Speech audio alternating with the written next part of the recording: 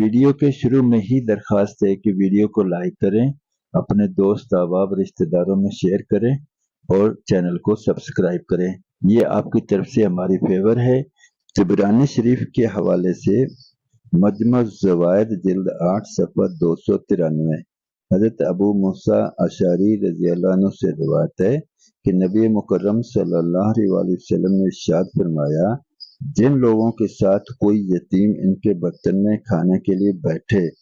तो शैतान इनके बर्तन के करीब नहीं आता। एक और हदीस पाक पेश खिदमत है, मुलाहजा फरमाएं। तिबरानी शरीफ के हवाले से मजमू ज़वाइद जिल्द 8 सफ़ा 294 पर हज़रत अमर बिन मालिक कुशैरी रज़ियल्लाहु अन्हु फरमाते हैं, मैंने रसूलुल्लाह सल्लल्लाहु अलैहि वसल्लम को ये इरशाद फरमाते हुए सुना, जिस शख्स ने ऐसे यतीम बच्चे को जिसके माँ बाप मुसलमान थे इसे अपने साथ खाने पीने में शरीक किया, यानी अपनी कफालत में ले लिया, यहाँ तक कि अल्लाह ताला ने इस बच्चे को इनकी कफालत से बेनियाज कर दिया, यानी वो अपनी ज़रूरियात खुद पूरी करने लगा, तो इस शख्स के लिए जन्नत वाजिब हो गई। एक और हदीस पाक पेश खिदमत है, मुलाहजा फरमाएं। अबू दाऊद शरीफ हदीस नंबर 5149 हज़रत औफ बिन मालिक अशअरी रज़ियल्लाहु अन्हु फरमाते हैं, रसूलुल्लाह सल्लल्लाहु अलैहि वसल्लम ने इरशाद फरमाया, मैं और वो औरत कि जिसका चेहरा अपनी औलाद की परवरिश यानी देखभाल और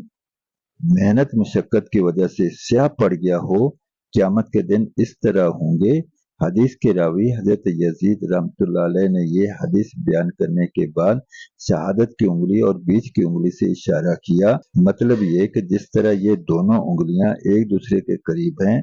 इसी तरह क़यामत के दिन आप सल्लल्लाहु अलैहि वसल्लम और वो औरत करीब होंगे। रसूलुल्लाह सल्लल्लाहु अलैहि वसल्लम ने स्याह चेहरा वाली औरत की तशरीह करते हुए इरशाद फरमाया कि इससे मुराद वो औरत है जो बेवा हो गई हो और हुस्न जमाल इज्जत और मनसब वाली होने के बावजूद अपने यतीम बच्चों की परवरिश की खातिर दूसरा निकाह न करे, यहाँ तक कि वो बच्चे बालग होने की वजह से अपनी माँ के मोहताज न रहें या इन्हें मौत आ जाए। एक और हदीस पाक पेश खिदमत है, मुलाहजा फरमाएं। बुखारी शरीफ हदीस नंबर 6006 हज़रत सफ़वान बिन सुलैम रज़ियल्लाहु अन्हु रवायत करते हैं,